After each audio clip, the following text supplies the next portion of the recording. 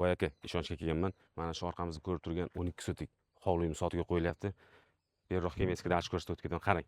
O'zini bor, ariqlari bor, beton qilingan. Ertalab chiqib, maza qilib bitta tashlab berardim. Mana shu novosda borki, akamiz aytayapti, agar deyapti, yaxshi narxga kelishsak deyapti, bir 20 million 30 million qo'shib bersa deyapti, bonusga berib yuboraman deyapti. Mana shu uyni qurgan egalari mo'shni qilib qo'ygan. Menda to'g'risi bir uyni narxiga 44 minglar pul etmayapti. Menda o'zim olib qo'yardim. Endi qaranglar. Buni umumiy maydoni boyagi 12 sotik. 12 sotik katta hovli, 4 burchak. 5 ta xonasi bor. Bitta oshxona bo'ladi, shunda 4 ta yashaydigan xonasi bo'ladi. Mana ichkaridan ko'rinish, mana kirib kelishdan darvoza xonasi, mana tepalarida naveslarni qilgan. O'zi uchun yashayman deb qilgan, endi sotishga to'g'ri kelyapti. Mana qarang. Hozir svet yo'q. Eshiklar qo'yib qo'yilgan, pol qilingan. Mana ichki eshiklari qo'yilgan. Patologini qorasiz. Mana bu bitta xona. Maytda podvalga joy qilib qo'ygan. Bu narsalar qo'yib qo'ysam bo'lar. Biz o'zbekchilikda bilasizlar, banka bu narsa yopib qo'yadi-ku. Pol patolog bitgan. Yangi eshik qo'yilgan, yangi oyna qo'yilgan.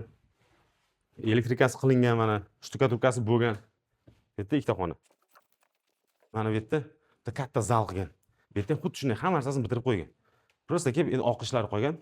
O'sha ishlarni qilib yuborsalar, to'g'ri asosiy ishi hozir kommentariyga o'zingizning fikrlaringizni yozib ketinglar. Uyda egasi 45 ming dollar so'rayapti. O'tib beraman deyapti. Egasini raqamini qoldirib qo'yaman. O'zlarining egasi bilan hangama qilib gaplashib o'tirasizlar. Sabr ketib yoqib ko'rsatib yuboraylik. Bu yerda ekib qo'ygan, makkaylar ekib qo'ygan, mana daraxtlar ekib qo'ygan.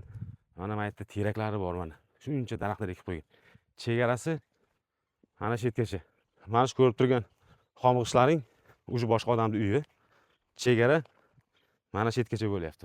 Mana shunaqa shunday qilib to'rtburchak o'rab olasizlar o'zlaring. Ishonch. Narxi 45 ming dollar.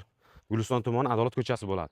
Xullas, boy aka, o'g'lingizga, nevarangizga shu uylar nasib qilsin, bizga ham shunaqa uylar nasib qilsin. Boy aka, mana darvoza xonasidan kiryapsiz. Chap qo'lingizda ham uy bor. O'ngda chapda uy bor. Mana bitta xona. Mana bu yerda ham yana bitta xona bor.